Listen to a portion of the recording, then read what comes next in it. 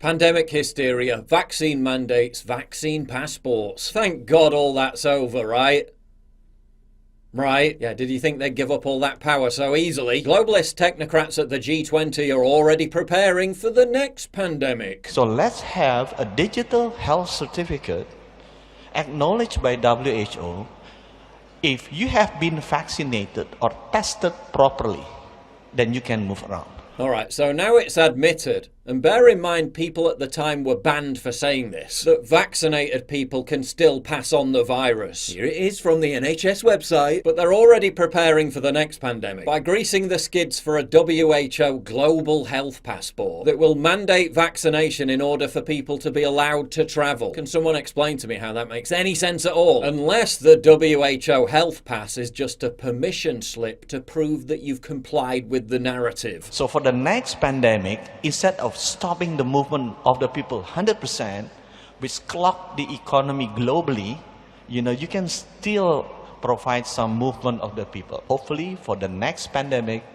we can still see some movement of the people, some movement of the goods, and movement of the economy. Also note, despite the COVID pandemic being something completely unprecedented in our lifetimes, in our parents' lifetimes, even in our grandparents' lifetimes, they just talk like the next pandemic is an inevitability and it's right around the corner. That new normal sure came out of nowhere, didn't it? The official G20 Leaders Declaration also calls for COVID-19 certificates, or as you and I know them, vaccine passports. Article 23 states, quote, "We acknowledge the importance of shared technical standards and verification methods under the framework of the IHR to facilitate seamless international travel, interoperability, and recognizing digital solutions and non-digital solutions, including proof of vaccinations. We support continued international dialogue and collaboration on the establishment of trusted global digital health networks as part of the efforts to strengthen prevention and response to future pandemics that should capitalize and build on the success of the existing standards and digital COVID-19 certificates." Or in other words, Meet Lucy,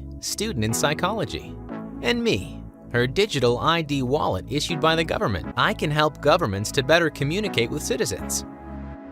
Right now, I'm reminding Lucy of the appointment she needs to schedule for her mandatory vaccination. these technocrats act like the last year plus of revelations about all this just didn't happen. And that's where Article 24 comes into play. The COVID-19 pandemic has accelerated the transformation of the digital ecosystem and digital economy. We acknowledge the importance to counter disinformation campaigns. Note how censorship of disinformation, which as we all know is a euphemism for criticism and scrutiny of their agenda, is an integral part of the planning process. Dismiss anything else.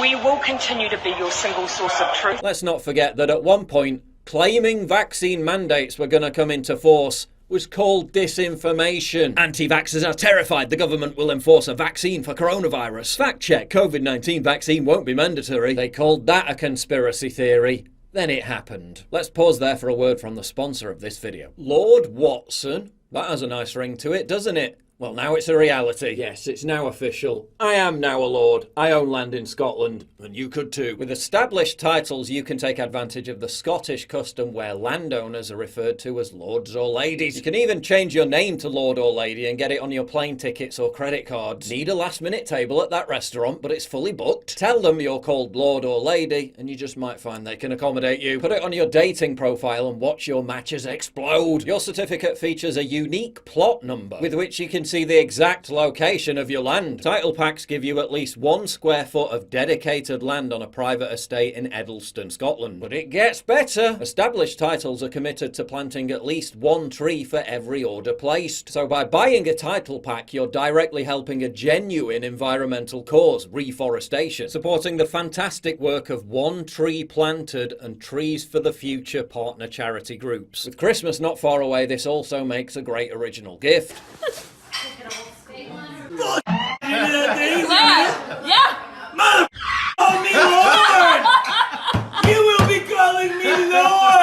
What were you gonna buy? Another boring pair of socks? You can also get couple packs that come with adjoining plots of land. And get this, the first 200 people who purchase a title pack using my link will effectively be located right next to my plot. We can be together in spirit. We can build a kingdom. We can reconquer Scotland for the English.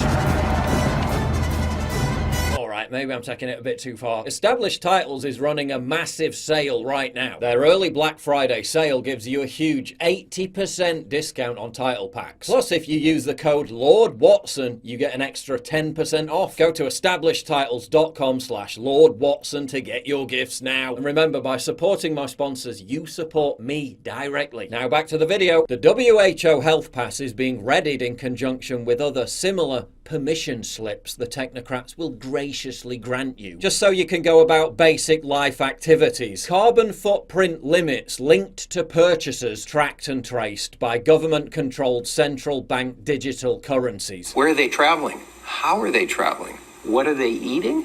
What are they consuming on the platform? So, individual carbon footprint tracker. Stay tuned. We don't have it operational yet, but this is something that we're working on. Oh, you've surpassed your limit for CO2 emissions this month. I'm afraid the payment for that plane ticket you booked to go and see your parents at Thanksgiving has been declined. Vancity just became the first Canadian bank to launch a credit card linked to carbon emissions. Australia's Commonwealth Bank launched a similar scheme last month, giving the customer the option to pay a fee to offset their carbon footprint. Voluntary for now, but what about in 5 years' time? The ultimate agenda was revealed by 4 environmental experts in the science journal Nature. Everyone would be issued with a carbon allowance card that, quote, would entail all adults receiving an equal tradable carbon allowance that reduces over time in line with national carbon targets. The authors make clear the program would be a, quote, national mandatory policy. Carbon units would be, quote, deducted from the personal budget with every payment of transport fuel, home heating fuels and electricity bills. And anyone going over the limit would be forced to purchase additional units in the personal carbon market from those with excess to sell. Meaning the super rich could easily afford to bypass the system completely and continue enjoying their opulent lifestyles without a care in the world. While you scrabble around for enough money to buy a carbon credit to keep the heating on. Carbon